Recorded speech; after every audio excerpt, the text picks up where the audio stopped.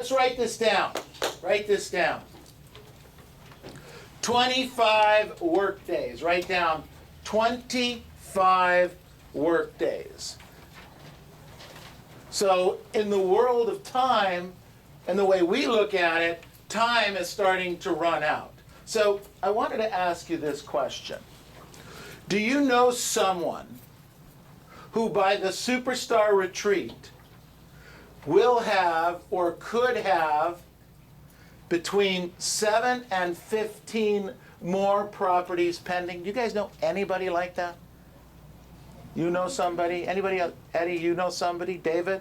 Probably. Between 7 and 15 more properties between now and the 13th of July. Write down the 13th of July.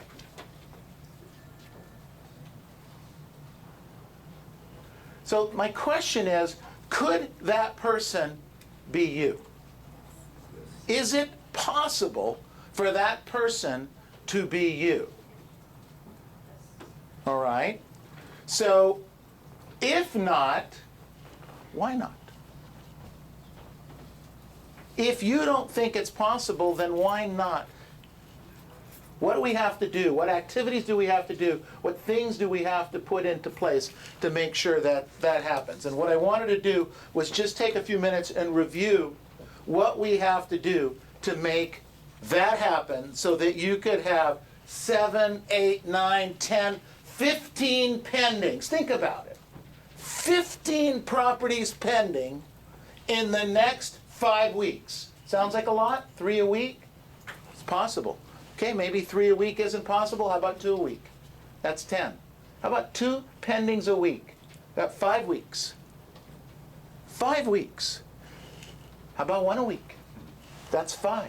If you did 5 transactions between now and the 13th of July, you'd end up walking into the retreat with somewhere between 40 and 60,000 extra gross dollars. If you did 10 deals, you could walk into the retreat with somewhere between 80 and 120,000 gross dollars. Be pretty nice. Walking in there, you'd feel pretty good about yourself, right? Say yes. Yes. When you feel good about yourself, do you tend to learn more or less? More. More. So there you go. There's the ticket for learning more at the Superstar Retreat, is just do more, follow the activities, make that happen, and end up being the ticket for learning more. So I wrote down here point number 1.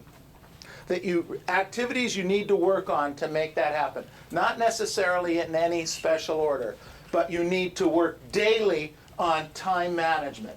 Every single day you need to be working on your time management. But you need to think of time management as time choices.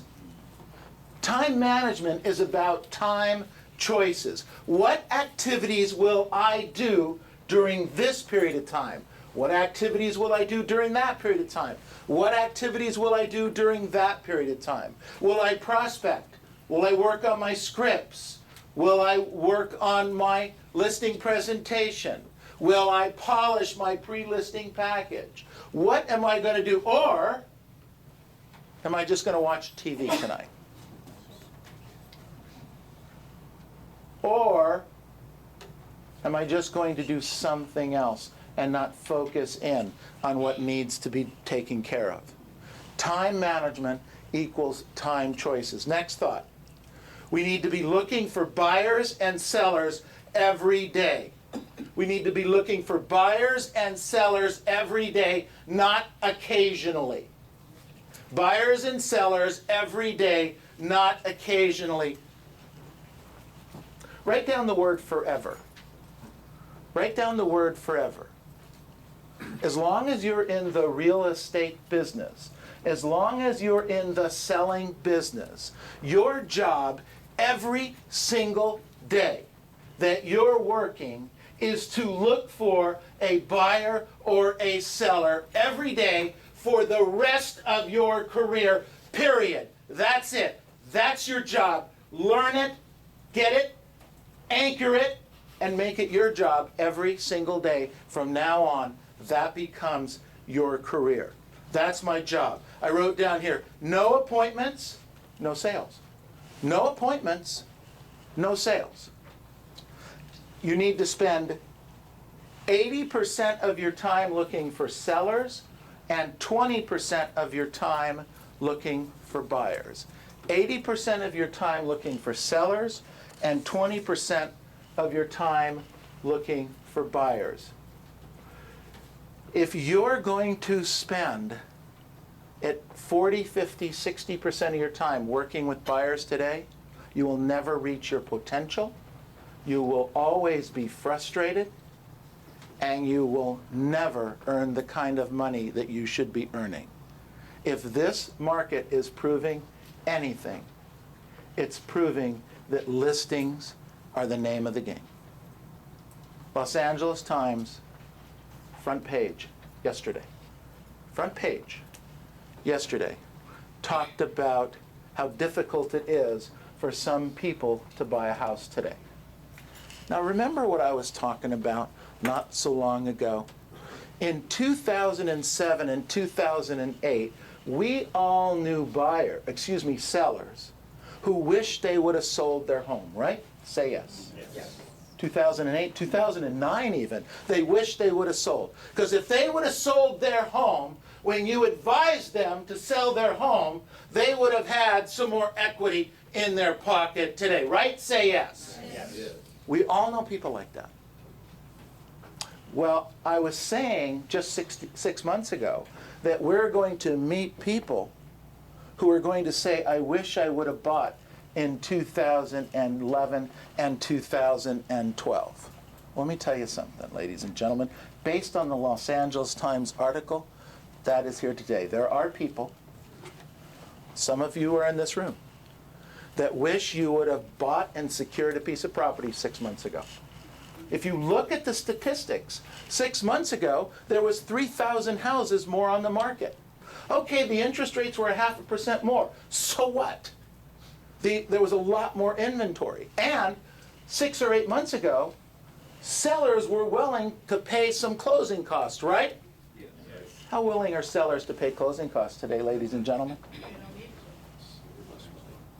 They don't need to. So the price of ownership just went up. Just because of the little bit of a shift in the marketplace. There are buyers today that wish they would have bought 6 months ago, 3 months ago. And I'm telling you, the buyers you're working with right now are going to wish they would have bought today, over the weekend, 2 weeks ago. You need to tell them all. And if they're and here's my point. You need to be working with sellers. Because at the end of the day, if you have a seller that's selling their property and you get a buyer and the deal doesn't quite work out, even though you've done everything you can to make that deal work out, you still have a client, don't you? If the deal doesn't work out and it's your buyer, what do you have? Heartache, nausea, indigestion, an empty pocket. This isn't, hear me, please hear me. 80% of your time looking for sellers, 20% of your time looking for buyers. I wrote down here number 3. Pre-qualify every buyer and every seller. Pre-qualify every buyer and every seller. That Academy is going to do a great job in helping you do this, but this is not only a financial qualifying. Financial qualifying is only part of the game. The other part is the emotional qualifying. Are they really going to do whatever it takes to close this escrow, to buy this house, to do the transactions that's necessary? You want to work with somebody, a buyer who has to buy now and will do everything needed to get that job done. I'm suggesting you take every listing you can. Think about this. Every listing you can. If the seller's motivation on a scale from 1 to 10 is running at about a 6.5 to 7, you take that listing. most motivation will move up. As long as they're not driving you crazy and expect an open house every day and advertising every day and they're calling you every day, but you're doing your job to get the property sold, and you're being honest about the pricing, honest about the property, and you're communicating, you take that listing today. And then you communicate with them every single week about what's going on in the marketplace. Because people's motivations change. And in this marketplace, people are going to be selling. They're going to be moving. And we don't know what the prices are. Maybe we knew what the prices were going to be 6 or 8 months ago. Maybe we did. Maybe we had a pretty good idea of what that house was going to sell for. But right now, you can have an investor come in and pay another $10,000 cash. It doesn't affect the appraisal. It doesn't affect anything. Or they'll bring the cash in and do the deal. Because I'm here to tell you, there are buyers that are going to regret a year from now they didn't buy today. And the ones that don't want to regret it are going to step up to the bar financially, and they're going to step up to the bar emotionally. And we don't know what that price is going to be. That extra $4,000 or $5,000 that we think they'll never get, I don't know about that today. Do you hear me? Next point. We need to work on making a stronger listing presentation. Listings are the name of the game. When you get a great listing, it is probably going to sell. So then, therefore, the value of listings just went up.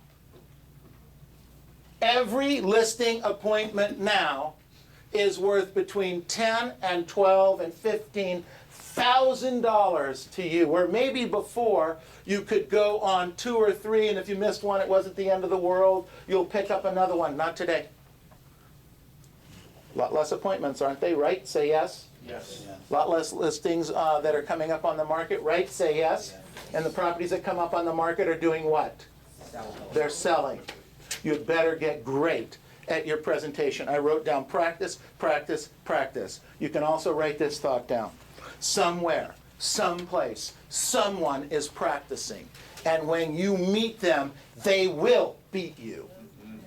I'm telling you, you better get great. You think you're good now? You better get great.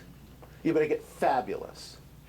You know, we have you role play your listing presentations, and a few of you take advantage of it. We videotape it, we talk about it, we go back and forth. Just keep doing it. Get better at it. Spend a little bit more time at it. Next thought, having the ability to start over every day, fresh at zero. Write this down. Probably one of the most important points I'm going to make right here. Because we talked about complacency earlier. You must fight complacency. When you have enough money in the bank, or let me rephrase that, when you have some money in the bank, I don't know that any of us have enough, but when you have some money in the bank, and you're covered for your expenses for a month or two, and the wolf isn't standing at the door looking for, you're looking for where your next meal's coming from, you're not that worried, you tend to back off the pedal slightly, and we get a little bit complacent, and we get a little bit in the comfort zone. We have to start every day at zero, You've got to forget about what you have pending. You've got to forget about the fact that you've got 3 or 4 listings and they're probably going to sell. If you come in the office and you have 3 or 4 pending, and you have 3 or 4 listings, and they're on your little board in the office, or you've got them written down on a sheet of paper, and that's the first thing you see in the morning, so you know you've got some money closing and some money coming in the near future, you're going to tend to back off just a little bit. Here's where I want you to be. What if, how would you feel? How would you feel different if you walked into the office this morning and you had no listings and no pendings, and no leads? How much more motivated would you be? You'd be a little frightened, wouldn't you? You guys see some of you going, oh my gosh, that'd be horrible. Exactly, that's where you need to be. That's where you need to put yourself.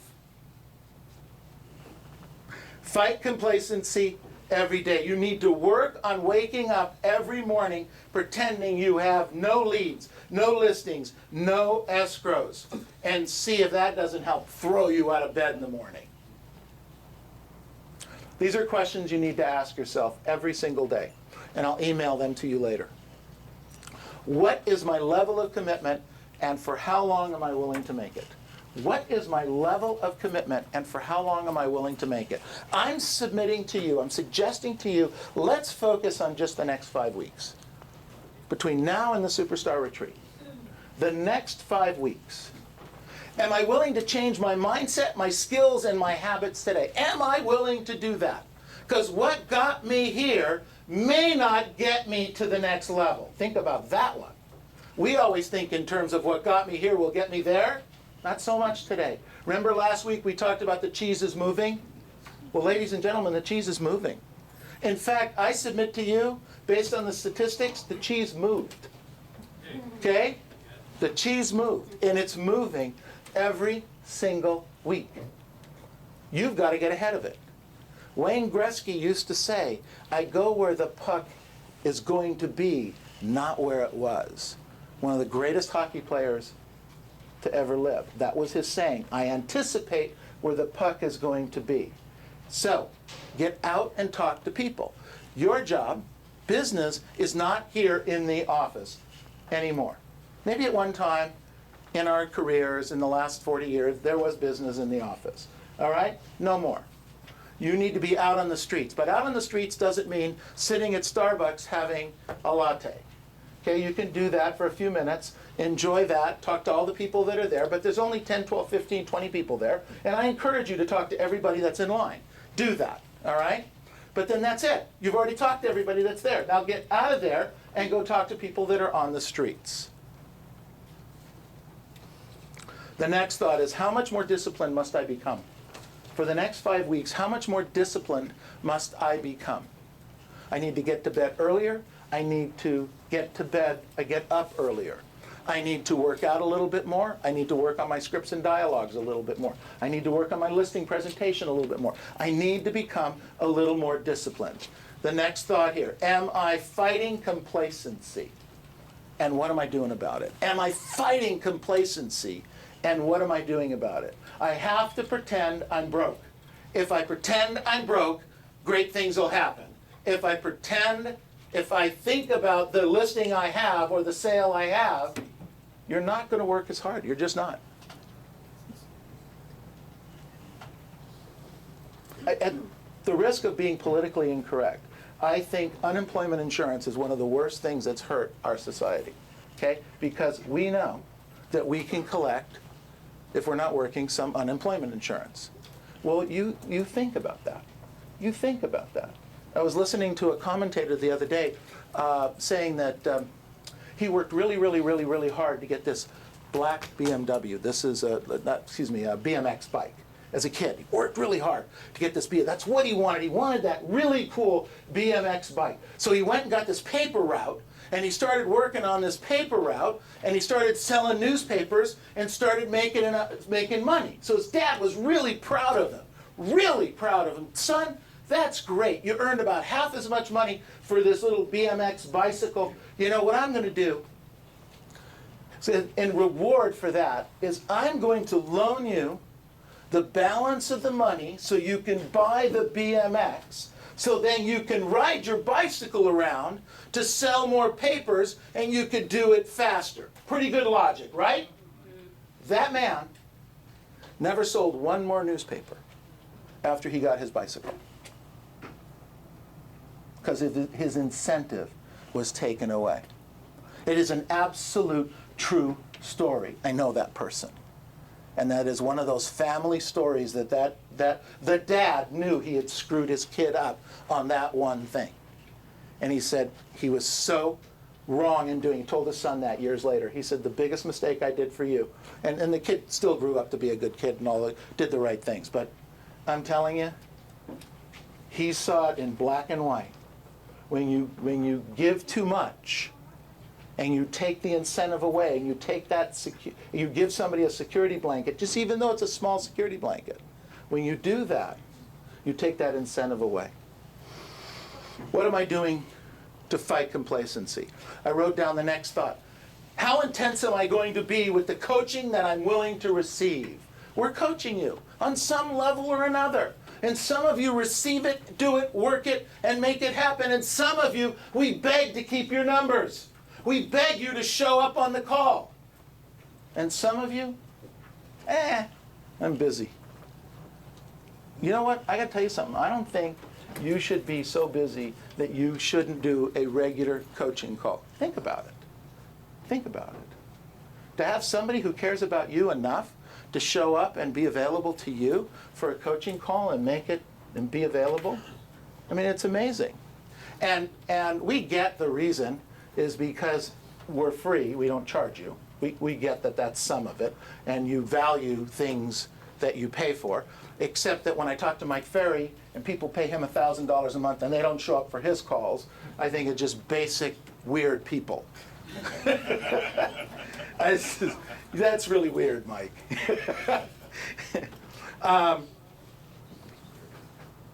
And the next thought is, am I willing to stay on course?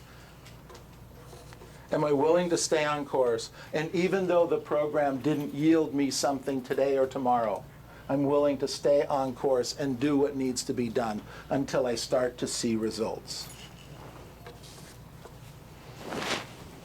I wrote down here, if I stay at my present production for the balance of the year, will I be happy with myself? If I stay at my present production for the balance of the year, December 31st, 2012, will I be happy with myself? And if the answer is yes, great, continue doing what you're doing. And if the answer is no, change now, today. Because I wrote down here, today matters. Today matters. What you do today matters. What you do today will make all the difference in the world of how your tomorrow will look.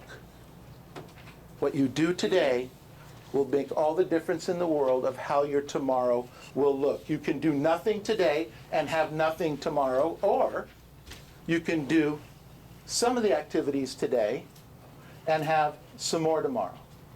You can do more of the activities and have more tomorrow. It's your choice.